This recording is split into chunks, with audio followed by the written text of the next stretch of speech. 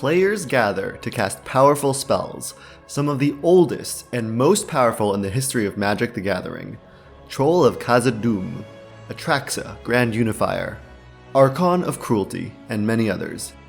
Battling head-to-head in brutal combat, they have one thing in common: to uphold their legacy and the search for eternal glory.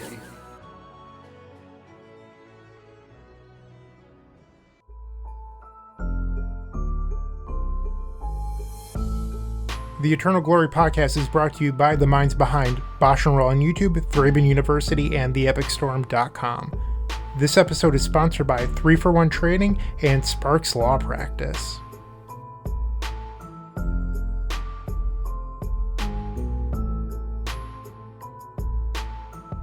Hello, and welcome to episode 119 of the Eternal Glory podcast. Enjoy the stability. We've already recorded 30 minutes of introductions and banter for the week. Wait, actually, I think it was 42 minutes. We got a little fired up in this pre-show. It is available in our supporter-exclusive pre-show. Check out patreon.com/eternalglory to gain access or join as a YouTube member for the same content on YouTube instead. As always, I'm Phil Gallagher, aka ThrabenU. I am Brian Coval, aka BoshNRoll. And I am Bryant Cook of the Epic Storm. And let me tell you, there's some hot rants in this pre-show, so you're going to want to sign up. And Brian's going to tell you some people that can listen to this pre-show, just like you can soon. Shout out to our new members. We've got Kamari B, Dan M, Daniel P, Jennison, Drummer Boy No, Andrew S, and Head Lich in Charge. Great name, by the way. They have been subbed to my Patreon in the past, and I'll never forget that name. One of the best usernames I've known. Head Lich in Charge, shout out. Also shout out to our sponsors, Sparks Law, a business transactional law firm owned by Eternal Magic community member Jonathan Sparks. If you're an entrepreneur, business owner, or gig worker looking to start your own company, Sparks Law can help with partnership agreements, contract reviews, intellectual property protection, or any other business legal questions. If you want to shape your business strategy with a fellow Eternal gamer, reach out via email to jsparks, that's JSPARKS, at sparkslawpractice.com, or call 470-268-5234. This episode is also sponsored by 3-for-1 Trading, one of Europe's leading Magic the Gathering traders. Their online shop has a fantastic selection of high-end Magic cards, especially for vintage, legacy, and old-school players. You can find them at shop.3for1trading.com or visit their booth at major events. They run weekly sales, and new, individually scanned high-end cards are added every Wednesday. Use code ETERNALGLORY to get our community-exclusive offer of free worldwide shipping on your first order of $500 and experience their world-class customer service and exact grading for yourself. And if you want to advertise to over 10,000 Eternal gamers every episode, reach out. We're always accepting new sponsors. Legacy, right now, is stable. It's calm. Glassy blue waters in every direction, all the way to the horizon. We should talk about that because it's been a long time since that's been true. No cards have been banned from Legacy for a full year. March 2023 was the last ban list update when White Plume Adventure and Expressive Iteration got the axe. No new printings have shaken up the metagame for 6 months now. Up the Beanstalk and Beseech the Mirror came out in September. That was Rise of the Eldrazi, not right. Wilds of Eldraine, that's the set. And gameplay is pretty balanced. There are no serious calls for bans coming from anywhere, from among people who play a lot of Legacy and really understand how things move. If there are conversations, usually Bowmasters is the one that's mentioned. Grief is getting kind of some heat on it in multiple formats. But still, comparing those to like White Plume Adventurer or Ragavan or Dreadhorde Arcanist, some of our recent things that we've had to live with for a long time, it's calm out there. Calm, smooth seas. So I think something about right now is that when you hear someone talk about bans, it's usually, I don't like playing against this thing. I don't like this play pattern. I don't like that this thing beats my deck. Rather than the format is completely fucked. Like, the format is ruined. It has just like warped everything around it. It is so incredibly tough to beat. most of the ban conversations right now aren't the serious, like, Wizards, please help us. The format's ruined.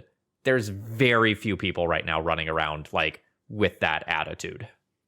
If anything, I've heard the complaint that the format is boring or solved, which I think is actually really funny. If you look at how the metagame's moved over the last few weeks, we're in what I would consider to be a perfect metagame because it's cylindrical. Right now, the blue-black Reanimator or Rescaminator deck is at the top. A month ago, it was Ancient Tomb Strategies. Somewhere in the middle, it was a bunch of up the beanstalk decks.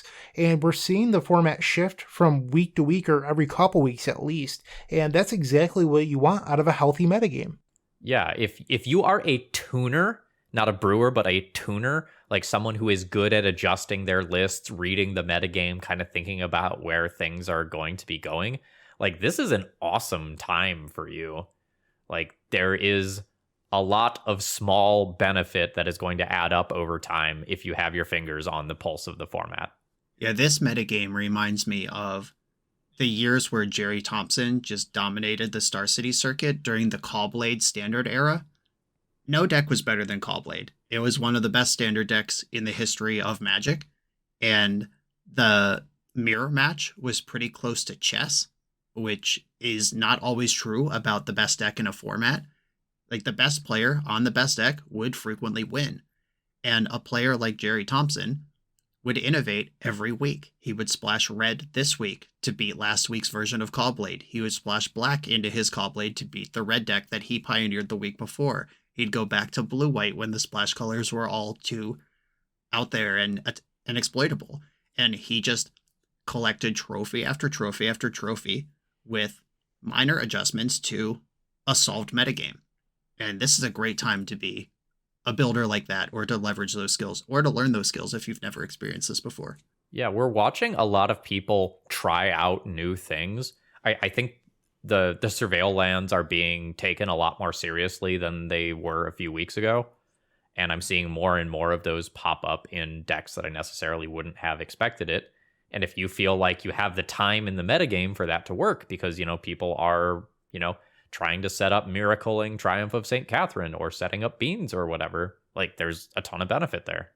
Yeah, I'm going to do a little history lesson here, because even in times where the legacy metagame didn't shake up much, some of those times we were waiting for something to get banned. I'm just going to do, starting in 2018, Deathrite Shaman and Gitaxian Probe got banned. Deathrite Shaman was legal for 6 years, and Gitaxian Probe for 7. Preposterous numbers on those. That shit was just allowed for a long time. Wrenn 6, banned in November 2019, was legal for 5 months, so that's not that bad in the terms of Legacy's big scope. Underworld Breach lasted 6 weeks in 2020. Get out of here with that. Way too long. Too long. Too long, risky. The next one, actually, Luris and Zerta, banned after a month. Get out of here. So, in 2020, Wizards was on the ball in Legacy. Shout out to them. But then we get back to February 2021. Arkham's Astrolabe, Oko Thief of Crowns, and Dreadhorde Arcanist were all banned at the same time. All three of those, they came out in subsequent sets, so it's like 1.25 to 1.75 years they were all legal. A year and a half on average, especially Oko and Dreadhorde Arcanist. Like, Astrolabe is kind of under the radar, and it broke the game in ways that weren't quite so obvious, but Oko and Arcanist, holy smokes. We played with those for a year and a half. I remember. I still have my trauma. Death and Taxes players could not leave their homes during that entire year and a half. That was one, like, I remember that year and a half so vividly because I was just so miserable playing every deck that I enjoyed. And I have, generally speaking, appreciated the faster action that we have gotten on some stuff since then. I remember thinking at one point, it's taken this long, they're not going to do it. And I sort of just told myself I'd have to get over it, because if they were going to do it, they wouldn't have waited this long. And that's exactly the feeling that I want to juxtapose the current Legacy feeling against. Because a year and a half into Oko and Dreadhorde Arcanist, we were all just kind of like, yeah, this is Legacy now. These are the rules of engagement. Kind of sucks, but we'll make it work because we love Legacy. And I know there are people big mad about Orcish Bowmaster, and I think those people are wrong. I think that people who play a ton of Legacy and, like the three of us who play it literally as our jobs, Bowmaster does not feel like Dreadhorde Arcanist. We are not just waiting for a ban. Yeah, we are not sitting here waiting for a ban. We're not begging Wizards to do anything here because it's chill. That calmness versus just the misery of going back to the ocean metaphor. It's like we're on calm seas now in our little pirate boat. And during those times, we were like boating through the Arctic and we just had to put ice cutters on the front of our boat to make it work and get anywhere. And it was slow going and it sucked, but we adapted because we had to, but we'd rather be in any other climate. Well, we're just floating around the equator now. It's beautiful. And this is like the perfect spot to compare this February 2021 and the 1.5 years before that to now and how different they really are. But I'm pretty sure there was a set that was released in the middle there. Modern Horizons 2, Brian? Yes, I've heard of that one. Ragavan was legal for 6 months, and that felt like a long time for Ragavan. I'm not going to lie. I'll take some accountability. When we reviewed Modern Horizons 2, we were super hype on Dragon's Rage Channeler, and we thought Ragavan was worse than that. And we were just like, I don't know. How good is hitting with this, really? How reliable is a 2-1 body to get through? And, we were wrong. Quickly revealed. We can own that. But yeah, Ragavan felt like it could have gone after 2 months, and even that 4 months was like, Wizards, please. That's that feeling again. Exactly. I will say that we were right, though, about Channeler also being cracked. We just didn't understand that Ragavan was even better. Correct. And then the last ban that we got, mentioned this at the top of the episode, was 1 year ago, March 2023. Expressive Iteration was banned after being legal for 2 years. It wasn't cracked that whole time because it was kind of being held back by other stuff, but I feel like the last 6 to 8 months of those 2 years, we were like, come on now, this is dig through time. We figured out it was dig through time, another banned card, and we could stop. White Plum Adventure actually got axed pretty quick. It was legal for 6 months, and it was on Magic Online for 4 months. So that was a pretty quick turnaround. It was, if we count Magic Online as the real world, this thing was legal for less time than Ragavan was, and less time than Red and 6 was. They really axed this thing once we had data for it. But Expressive Iteration was another one of those 2-year stretches where it's like, come the hell on. We can stop with this now. So you mentioned Orcish Bowmasters in the middle there, and it reminded me of something that I see pretty regularly in my Twitter feed. If you follow Ari Lax from the Dominaria podcast, people often tweet at Ari about banning Orcish Bowmasters in Modern, and Ari's response fairly often is, you want to ban Raise the Alarm? And it just makes people feel so foolish for wanting to ban Orcish Bowmasters. And that's what I hear every single time whenever it comes up in conversation. I'm just like, yeah, Raise the Alarm is so good. So I think, obviously, it's not quite Raise the Alarm. It is obviously better. Punishing blue decks is something that Legacy traditionally doesn't have. And a lot of people don't like that. Legacy is supposed to be the cantrip format. It's defined by what everyone knows and loves as the cantrip cartel. And cards being printed that punish the type of island ponder certs that our loving co-host, plays, they don't like that just because blue traditionally doesn't have hosers, and now we're seeing that sort of thing, and it's ruffling some feathers, but I wouldn't be surprised if you see more cards like this in the future. Spirit of the Labyrinth, Leovold, those sort of things punish draws, but Orcish Bowmasters is just a new way of punishing draw steps that we're seeing. Do you know what's refreshing? Black being playable in Legacy? Maybe prior to Grief and Orcish Bowmasters and Troll of Khazad-dûm, where Black really got this booster shot in the arm that powered it up. Black was often a tertiary splash color. And, if you were signing up to be the fair Dark Ritual creature gamer, what were you doing? And now Grief Reanimate, Troll Reanimate, Bowmasters plus Douthie Voidwalker, the last couple of years have brought Black back up to competitive in terms of power level. My boy Uro, Titan of Nature's Wrath, was deeply disrespectful of all Black decks for many years until Black just got a big boost. Just the other day on my channel, we had this phenomenal feature of why Orcish Bowmaster is actually, it's annoying when you have Brainstorm and they have Bowmaster, or they're holding up 2 mana and they have Bowmaster and you just have to cast your Brainstorm. we had this awesome moment where I was playing some Grixis control deck versus some LED Echo of Eons deck. And my opponent cast a Ponder. I flashed in Bowmaster, ping you for 1, Ponder draw, ping you for another 1. And then they just went LED Echo of Eons as their last 2 cards in hand. They drew their 7, they took their 7, left me with a giant creature at play, then tendrils the shit out of me. Been there? Yeah. Right, exactly. And there wasn't even like a Veil of Summer to save them or anything. They were just like, yeah, I can afford this. Life Total's a resource. And one of the things that I think people get upset about, the people who are unreasonably upset about Bowmaster, I think that in their head, it is Hull Breacher or Narset or Leovold, where you literally can't cast your spell. But yeah, you can. It just hurts. Life Total is a resource. And it's a very different thing to be locked out by a Narset than it is to take some damage on your Ponder from a Bowmaster. Just, it's different, and I think it's appropriate. I think a lot of the people who are really anti Bowmasters are trying to continue to force something that is just not playable anymore. So for example, let's say you liked to play Glimpse of Nature Elves. Bowmasters has ruined your deck. You have to change decks. Like, you have to go to a different build. You cannot play that in this metagame. And there are going to be some decks that just get like power crept out of the format as new printings happen.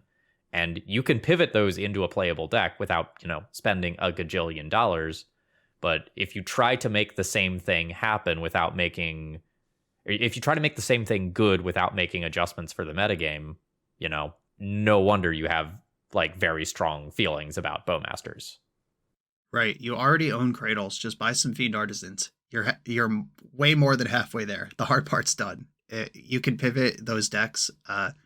When Initiative was at full power with White Bloom Adventurer, Merit Lage strategies were a joke.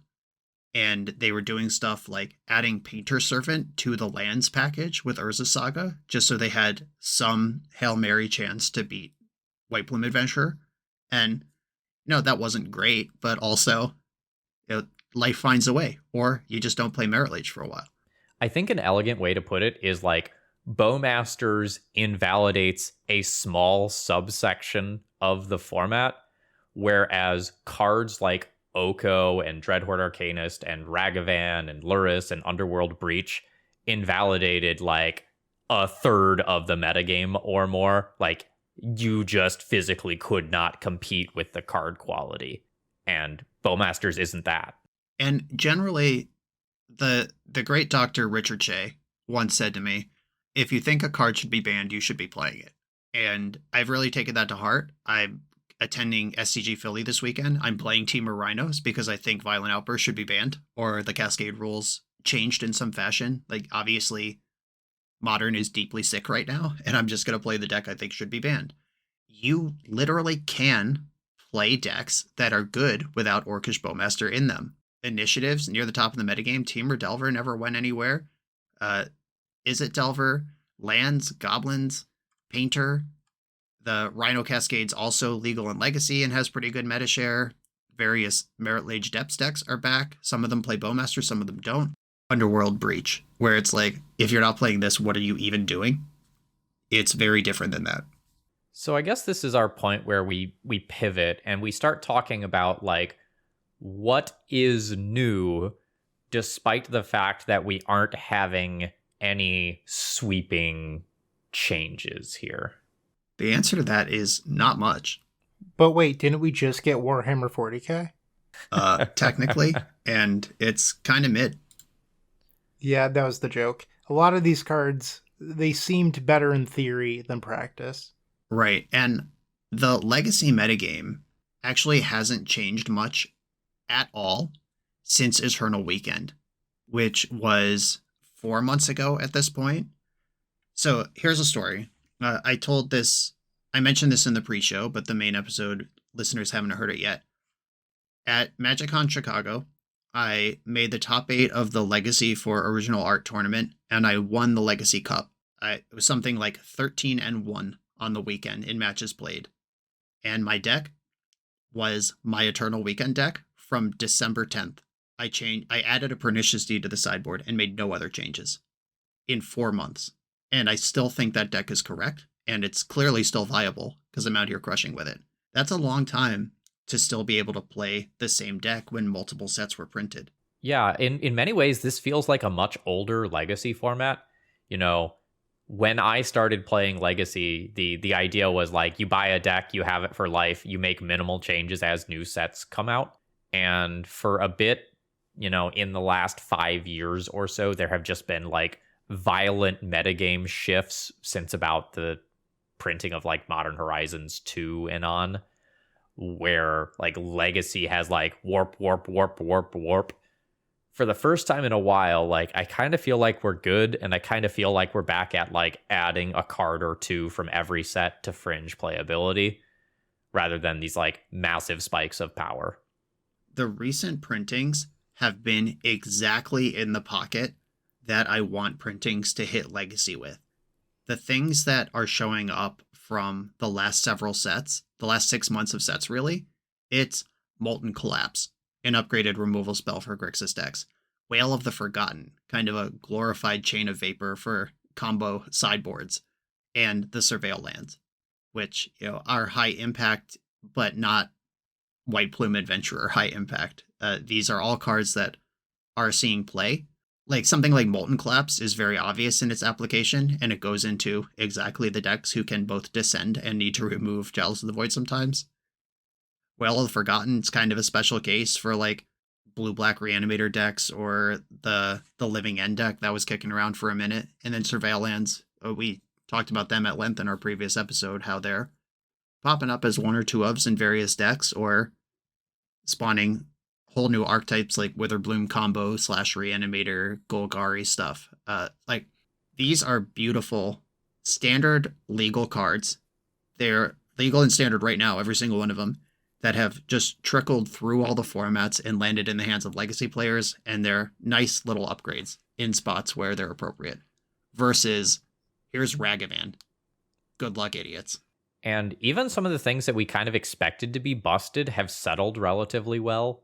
When everyone saw Beseech the Mirror, like, we kind of collectively lost our shit. You know, we thought Mono Black Helm was going to be everywhere. We thought this was going to slot into a lot of combo deck lists. And now I feel like Beseech is a good card that has a couple of homes. I feel like Beseech is like normal power level rather than this crazy format warping thing. Like, Bryant, how do you feel about it? Like, in retrospect, you know, what, like 8 months down the line? I mean, I love Beseech the Mirror. We're not going to do another episode where I talk about that, but it seems like it's a playable card in Storm Shells, and that's about it, which is exactly the power level that Legacy wants and needs. Right. And Beseech the Mirror, when I saw that card spoiled, I even said on this podcast, like, I went from 0% to play Storm at Eternal Weekend to like 35-40%. Let's see what these lists look like in a couple weeks.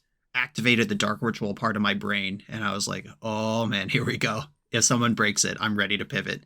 I tried the Epic Storm, and that deck's really hard, so I didn't move forward, obviously. But I did play at Eternal Weekend, both of the Eternal Weekends I went to, in various shells, a card from the same set, Up the Beanstalk, which I think actually has had the biggest Legacy impact since Lord of the Rings, and I don't think that's really close or arguable. Is anyone going to argue with me over that? Nope. Yeah, banned in Modern and defining how control decks are built in Legacy. Up the Beanstalk turned out to be the biggest shaker of the last 6 months, and even that, it takes deck building. Like, you had to dust off your ley line bindings from your Modern or Standard collection to start playing Up the Beanstalk. We're doing weird stuff like Triumph of St. Catherine, a card that I don't think is very good. If you watch the pre-show, there's an extended rant on that. Control decks are finishing with Murktide Region now instead of Uro. That's an exploitable thing. Now you're soft to different kind of hate. Your creatures aren't as sticky. They don't generate value. It's real deck building to cash out an engine. And I think that's appropriate too. Like these are great. Even the ones that really actually did shift what Legacy's about in terms of Out the Beanstalk and Beseech the Mirror switched what Storm decks are about. They're still appropriate trickle down into Legacy kind of cards. And I think a similar thing that happened with Beseech also happened with the One Ring, where when the One Ring was printed, everyone zeroed in on that card relatively quickly after seeing it in play as like, this is something that's busted. And we saw it like slotting into aggro decks for a little while. We saw it slotting into control decks as their primary form of card advantage. And now that we're, 8 months down the line, 10 months down the line from that, whatever it is, we see the One Ring settling largely in one deck, like the like Mystic Forge style One Ring combo deck with a bunch of keys to untap it. And otherwise, it's relatively rare to see the One Ring. Yeah, I did some homework over the weekend because I'm preparing for SCG Con, and I wanted to know how many One Ring decks are really out there, because it's a card that Storm decks struggle to beat. You have to play a dedicated card to win around the One Ring. So I did some homework, and it's somewhere between 2 and 4% of the field, and it's mostly just the Grim Monolith decks, as Phil mentioned, regardless of the flavor. You could be a blue one, you could be colorless, whatever. It's mostly those. And then some outliers like 2 of and a Doomsday, or there's a newer Goblins list that has a couple in there. But for the most part, the One Ring is not very popular anymore. It's also very rarely played in control decks. Yeah, the One Ring got kind of market corrected by Up the Beanstalk. That it's wild to think that this uncommon from a standard legal set market corrected the mythic chase rare of a straight to modern legal set. It's true. It's just more efficient, fits into more things. And let's zoom out on the One Ring a little bit and talk about Lord of the Rings in general, because we are talking about eras and changing of legacy. Orcish Bowmasters immediately changed legacy in a big way. We've talked about it quite a bit on the pod already. We're not going to go in again. Like, we know, anyone who is here knows, and who plays legacy now knows.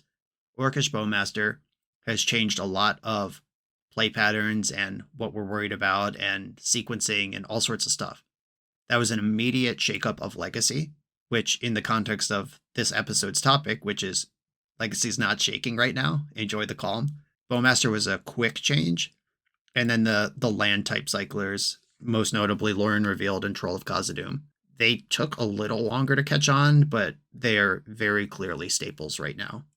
Speaking of which, I was placing an order for SCG Philly with a vendor that I like for on-site pickup. Lauren Revealed is in my legacy deck and my modern deck for the weekend, and I figured I'd just throw a couple in my cart so I didn't have to move cards around. It's just a common, right? $8 American was what this vendor had Lauren Revealed in their inventory at. And I was like, okay, I'll just move them between decks. I'm not paying $16 out of convenience. BRB like writing a note to like pull those out of my bulk. Yes, they are not bulk. I think on TCG, they're probably closer to like $4 or something. But you order from people you like, but I wasn't going to spend $4 either on them out of fairness to this vendor. But yeah, big money for these commons. And that's because they have affected all formats they're legal in. And those are the paradigm shifters from the last whole year. Once again, point to that full year since a ban. Expressive Iteration White Bloom Adventure banned in March. Lord of the Rings came out in June. That was a shakeup. Wilds of Eldraine came out in September. That shifted a few things. And we have been stable and chilling since. Modern Horizons 2 came out June 2021, close to 3 years ago at the time of this recording, which feels insane, but we have all just kind of acclimated to Fury and Solitude and Dothy Voidwalker and all of those aspects of our metagame now. I would just like to note, this isn't in the notes, but War of the Spark was May 2019. In my mind, that is the start of the Fire era, and that's how long we've been in it. Half a decade at this point. That is a long time, and there's still people out there that are like, we should go back to pre-war, Race to Fairy and Karn. I mean, I wouldn't oppose the Erasing Karn the Great Creator, but realistically, there's no going back. The can has been opened, worms are everywhere, and you kind of just have to adapt to the new world.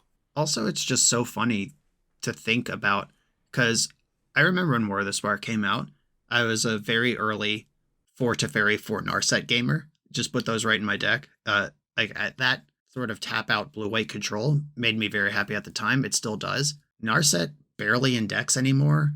Like maybe a sideboard card for bean mirrors, or in dedicated decks that are trying to Wheel of Fortune somehow with a Narset out. Teferi, between 0 and 2 copies in control decks. I'm on kind of 0 side myself. These aren't even things we talk about anymore. Karn the Great Creator, like, I'm embarrassed to play that card. Like, every time I play a deck that has that, I'm just like, yeah, this card sucks. But, it is in this deck for X, Y, and Z specific reason. There's just so much better things to be doing with Ancient Tombs right now. Right, exactly. And how things change. Modern Horizons 1 also gave us, I don't know the date for that. I think it was 2019. I think it was 2 years before too. Someone fact check me. It was like a month afterward this break, I believe. I'll look it up. Yeah, so that gave us like Force of Negation and Force of Vigor and stuff that could slow down some of the more aggressive stuff. And these are all just parts of the DNA now. Teferi, Force of Vigor, whatever. Pretty good memory here. Modern Horizons 1 was June 2019, so 1 month. Yeah, that makes sense because, yeah, okay. I don't need to explain my entire thought process here. It's irrelevant. But yeah, the stuff like, holy crap, we got to beat 8 Force of Wills now, or how can I ever play a Blood Moon now for a Force of Vigor, that sort of thing. That's all just settled into the legacy DNA for those of us who have been doing this for 15, 20 years. Those of you who are here for your second or third year, don't worry about it. Bowmaster is going to be part of the DNA. The Land Cycler is part of the DNA. We're chilling. These will all settle out. Yeah, and sometimes things change, but like maybe it's for the better. Back when I first started being an Ancient Tomb gamer, if you resolved the Chalice of the Void, there was just some percentage of the time where the game was over on the spot, and your opponent has like 4 cards remaining in their deck that are relevant. When I think back to like old Rug Delver, if you resolved the Chalice in game 1, your opponent had no outs to it, and there were 4 Tarmogoyfs left that you had to deal with. Maybe there's something like 1 Young Pyromancer in there. And now, like, I don't expect to win the game after Chalice resolves. Like, that's just the start of it. Because there's so many pieces of interaction for that now. Your Force of Negations, your Force of Vigors, your Boseijus, your Leyline Bindings, your Teferis. The game has changed over the last few years, but I think our current play patterns are largely incredibly healthy and interactive and skill testing. Right, and as far as healthy back and forth skill testing gameplay, even as an Ancient Tomb gamer, Phil, I don't think you can debate sticking Ancient Tomb, hoping it holds long enough to gain some momentum to stick some creature, and then like maybe they're behind by the time they answer the Chalice, is more interesting than Ancient Tomb GG. Yeah, it is. And Ancient Tomb Lotus Petal White Plume Adventurer was just GG. It's very fun the first few times you do it as you steamroll people. But, after that, it just feels like, okay, I did the thing. My thing was just objectively more powerful than my opponent's thing. I'll take my trophy or my 4-1 and move on to the next league. I didn't find great joy in that after I had done it for a while. I don't know if the two of you saw this tweet that happened during the week, but there was somebody, and I can't remember who it is, honestly, off the top of my head. They're like, when you look at the front page of MTG Goldfish, there's one of 3 decks. You're either playing Wasteland, Urza Saga, or Ancient Tomb, and they're like, isn't that problematic? Decks can't exist without playing those 3 cards anymore. And they just completely chose to not look at Doomsday as just like one of the decks in the middle of the picture.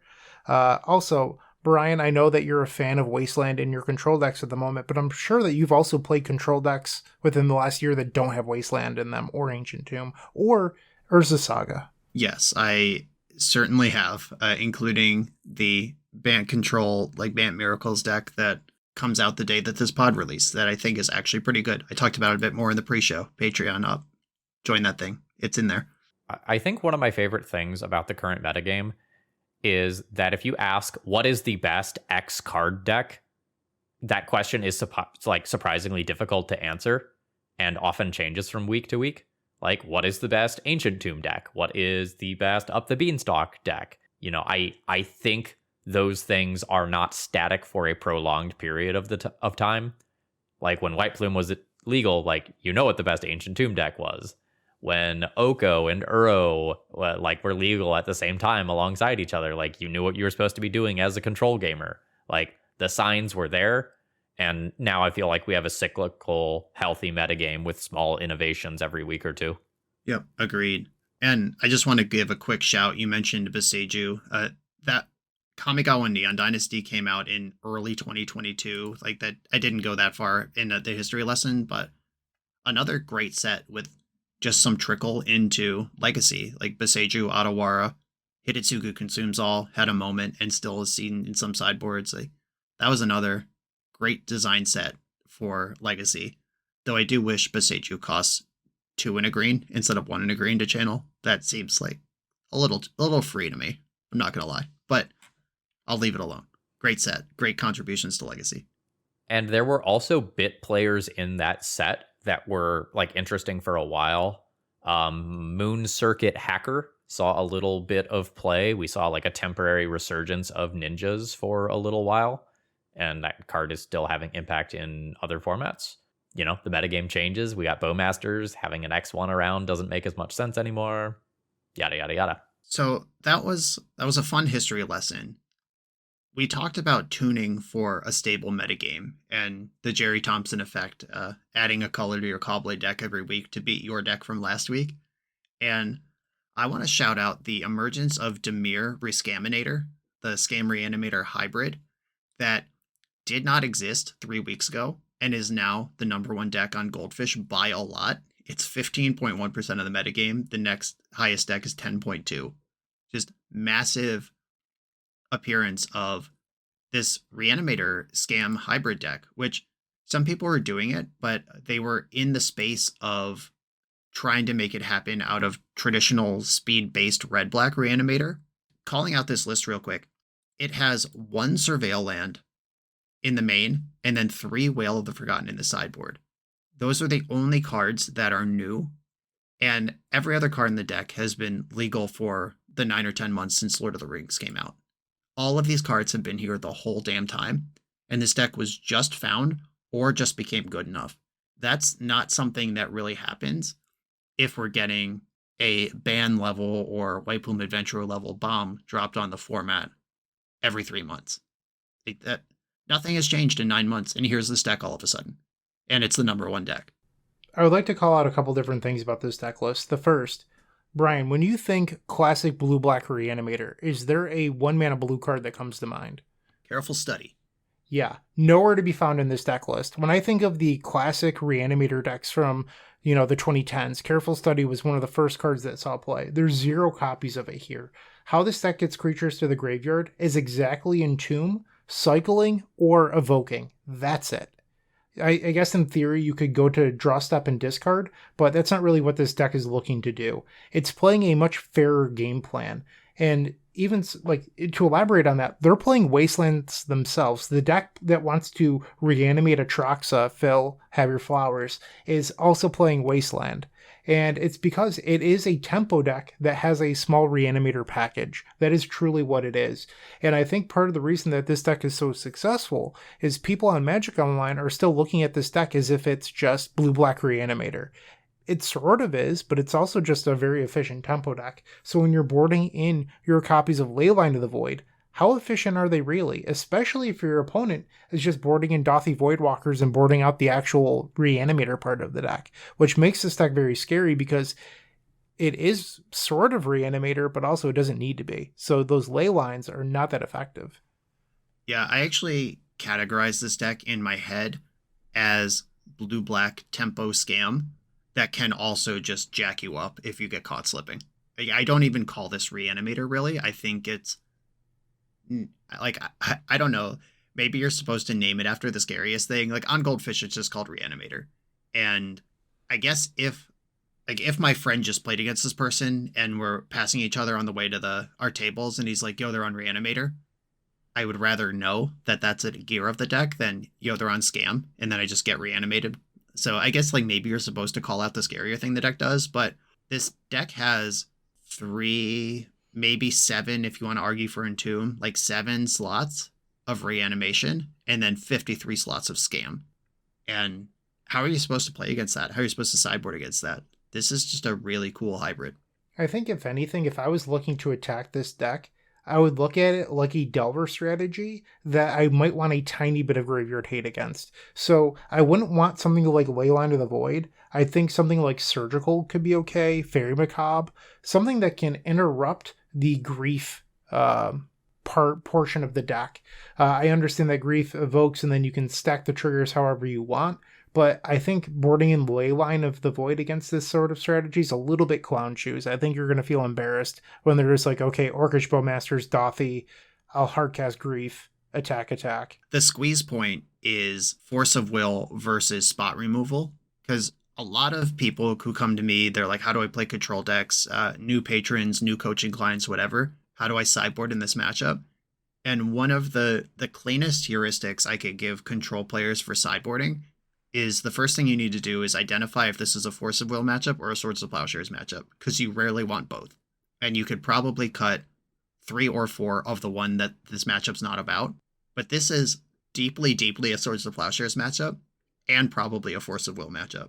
So now where am I getting these sideboard slots to even bring in my 3 or 4 pieces of graveyard hate? It's a tight squeeze that they put you in. Yeah, with regards to the leyline, I think a lot of it depends on the number of slots you have.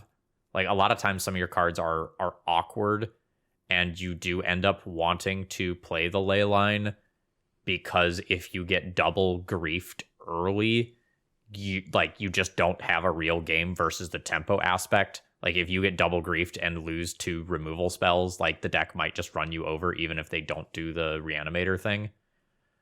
I've actually had more success, I think, playing leylines than I do the like fairies and surgicals. I'm just often finding that like those get griefed and then the thing they were going to do happens anyway. Fair enough. So I would like to point out one thing from a combo player's perspective. When you look at classic Reanimator lists, even before Red-Black Reanimator became a thing, you would usually see Dark Ritual and Lotus Petal in these decks. Those cards are nowhere to be found. I just want to really drive the point home here that this blue-black and air quotes Reanimator shell, it's not a classic combo deck. It truly is a tempo deck with a pivot. And it is a game-ending pivot. It's not like you were expecting Uro, but now I have Court of Cunning. Like, that's also a pivot. That's a juke based on stuff. But this is straight up like, if you blink for 1 second, Archon of Cruelty is in play. And if you Swords to Plowshares my Orcish Bowmaster on turn 2, now Atrax is in play, and you don't have that plow anymore. It's scary. So something that was there a few weeks ago that isn't there as much now is when this deck was first emerging, I was still seeing like show and tells in it some portion of the time. And I think people have now realized that like you don't need that, because the tempo aspect of the deck is just so good that like that is the way you are usually getting your kills. You don't need to lean further into support for the big creatures. And this sideboard is mapped beautifully. I mean, we're all just talking about one list, like whatever's on top of Goldfish at this moment, but the reanimation package, at least the dedicated stuff, is 3 monsters, 4 entombs. And then this sideboard has 3 Dothy, Voidwalker, 2 Murktide Regent, True Name Nemesis. This is very clearly a 7 out, 6 in, now all my threats don't use the graveyard thing. This is a map to juke, like very intentional. Even if you bring in that Surgical Extraction and Unlicensed Hearse just to pay a little respect to the reanimation package, like Bryant was saying, they might not even have it. And now you have Unlicensed Hearse versus True Name Nemesis. Just cool deck. Do we have anything else we want to say about this? This was supposed to just be an example of tuning for a stable metagame, and then we did a full deck breakdown, which I think is fine. Anything else to say before we move on, dudes? So why don't we talk about like the air quotes, the problems of Legacy right now? And what I mean by that is, if you are deck building, if you are doing your tuning, what is it that you really need to respect? What are the big like 4 or 5 things that your deck needs to be able to beat or compete with or have in mind in order for your deck to be like viable and competitive? Yeah, we've got Bowmasters, Beans, 2 Griefs on turn 1, or a fast game ender. And that's kind of broadly something stupid out of an Ancient Tomb or something stupid out of a Dark Ritual. Those are basically the 4 things that Legacy players need to worry about right now. And those are different things. One deck isn't going to beat all those things all the time, but that's the sign of a healthy metagame. But those are the 4 pillars, and then there's flavors to the pillars. And a lot of times, like, the Grief and Bowmaster stuff end up in the same place. So you're often thinking about one broad category of decks. Not always, but often. So, like, you have blue, green, X control decks to think about. You have black, mostly tempo-oriented decks to think about. And then you have, like, Burr, Mana Go Fast decks to think about. I'm fairly sure it was a meme, but I saw a Twitter post from a lands expert, Ollie, and they said, like, why isn't Compost seeing more play? And at first I was like, oh, wow, that's actually quite brilliant if you're trying to beat the Reanimator deck. And then I realized it plays directly into Orcish Bowmasters. So that's a little caveat that you have there. But there are ways to beat black decks in Legacy. This isn't the first time that, a black deck has been popular, but it's taken some adjustment. The decks are a lot more resilient now. They have better pivots, and beating fair blue has always been a little bit more difficult in Legacy, and this Reanimator deck is the closest in a long time that it's ever been to a fair blue deck. So I think that right now you just have to recognize what these decks are doing and be one step ahead. So if they're pivoting to a more fair game plan with True Name Nemesis, be the next level, be the person boarding in the answers to True Names and Murktide Regents and that sort of thing. There's also some neat testing going on. I don't remember the name of this card. Do either of you remember the name of the red-green fish a creature out of your deck and put it into play with haste card? So it's a red and a green mana. You do something like look at the top 5, put a small creature into play. It gains haste until the end of turn. Never heard of this in my life. It's break something. One of you might find it while I'm talking. I just found it. It's called Breakout. So for a red and a green, it's a sorcery from Murderzak Karlov Manor, not Markov Manor, Karlov Manor. Look at the top 6 cards of your library. You may reveal a creature card among them. If that creature card has 2 mana value or less, you may put it onto the battlefield and it gains haste until end of turn. If you didn't put it onto the battlefield this way, put it into your hand and the rest on the bottom in a random order. So I've started seeing people messing around with this in like a Jund shell, where they use it to like pull out collector oofs and fiend artisans and bowmasters and mawlocks. And I think this is porting an idea from Modern. I think maybe over the weekend this did well in some Modern event, and now people are messing around with it in Legacy. And I'll be kind of interested to see if this has any legs. Yeah, I've never read that card in my life, where I'm learning about it in real time here on this pod. And yeah, seems like a cool thing to do. If you are dropping chonkers like Tarmogoyf or whatever into play, or like you said, hate pieces like Collector Oof in a card selection manner that does not draw cards into a Bowmaster, worth exploring, innovating in a solved metagame, or a stable metagame, not solved. Yeah, let me read this. We're going to close the episode with a conversation about one of these sets. In April, Outlaws of Thunder Junction. Reminder, it's March when we're recording this, if you're finding this later, but Outlaws of Thunder Junction coming out next month. I'm going to skip the June release for now, because that's how we're going to close the episode. July, Assassin's Creed, Universes Beyond. Anything could be in that. August, Bloomborough, standard legal set. Quarter 3, Duskmorn, House of Horror, which is a standard legal set as well, and that's as far as we know. And June, that is 3 months from right now. Dun dun dun. Modern Horizons 3.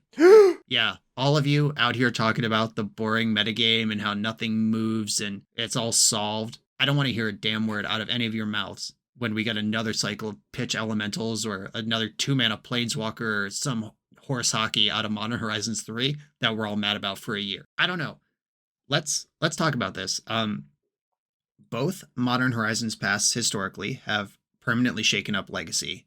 MH1, we had the new pitch cards, the new forces, Prismatic Ending. There were, I mean, honestly, I forgot what was even in that set at this point. Ren and 6 came out of that set. It's banned now, but that shook things up. Hogak still gets played in some fringe stuff. That was MH1. Like as we talked about before, the forces and Prismatic Ending, straight up Legacy staples to this day. Modern Horizons 2, Murktide Regent. I've seen that card around once or twice recently. Ragavan got banned, of course. A lot of stuff from MH2. MH3. They've done it twice now. Are they going to chill, or are they going to shatter these formats open again? And what is the balance that we can expect from Wizards of the Coast? And I don't know the answer to this. What I am sure of is that they designed these sets for Modern, And a card like Ragavan, which is actually perfect in Modern, is banned in Legacy. And we might have to endure 6 months of this card that's great for Modern existing in our ecosystem. I don't know. We should expect some shakeups. And I don't know if they're going to keep giving us free reactive spells because, Jesus, we have enough of those. Both of the Modern Horizon sets gave us a cycle of pitch spells that are nutso. What do you guys expect out of this? And what are you going to do about it if it's crazy? We do know what one of the pitch, I'm saying pitch here, spells looks like. We have Flare of Cultivation, 1 green, a 3-mana sorcery. You may sacrifice a non-token green creature rather than pay the spell's mana cost. Search your library for up to 2 basic land cards, reveal those cards, put one of them onto the battlefield tapped and the other to your hand. So if you're familiar with Kadama's Reach or Cultivate, this is a cultivate that you can play for free by sacrificing a green creature. The initial conversation around this card has been, well, what if I fetch for Dryad Arbor? Or what if I Green Sun Zenith for Dryad Arbor? So then you're sacrificing your Dryad Arbor to put this spell in the stack that can be countered, and then you're going to cast a Cultivate or Kadama's Reach for free. So that means that your deck is playing basic lands. This seems like one of the most fair free spells that Wizards of the Coast could have possibly created. Like, I guess if you're a veteran explorer enthusiast, now is finally your time. You've been saying for years, every set that they create a 6-mana creature, ooh, this is a Nickvet playable. They actually made one. This is for you. Yeah, a sack outlet for Veteran Explorer that also ramps basics seems perfect for Veteran Explorer gamers, but I mean, we'll see if that is a cycle, if what the rest of the cycle looks like. If sack inappropriately colored permanent is the gate on the free spell cycle, and the effects we're getting are like Cultivate or Boomerang instead of Force of Will or Pyrokinesis. And also, importantly, if you just cast that card for 3 mana, it's just Cultivate. It's actually more expensive. It's harder to cast. It's green. Yeah, it's harder to cast Cultivate versus like Grief or Fury, where when you get to hard cast, you actually get a sizable relevant combat body in addition to it. Like that sort of thing matters. So we'll see. I'm not a game designer and I don't pretend to be. So I just see the cards with everyone else as they come. I think we should expect some kind of pushed thing that is appropriate for Modern, might be appropriate for Legacy, might break Legacy. I don't know, but I am not complaining about the stable metagame where I've been playing the same deck for 4 months right now. Yeah, Legacy is fantastic right now, but I would like to call out one reprint that I know is going to make our co-host Phil very happy. Leolia the Blade Reforged will be entering Modern, and Phil loves that card. So Phil, congratulations. Card sweet. Red aggro creatures go burr. Yeah, red aggro card draw. Nonsense. Powerful stuff. Also, I saw Priest of Titania is entering Modern. None of the reprints affect Legacy players, obviously. We already have access to all the cards. The new cards are the ones we'll be keeping our eye on. And remember this moment. Remember this podcast 3 months from now when you are deeply distressed about the shaken up metagame with new cards. And remember the calm that we had for a while.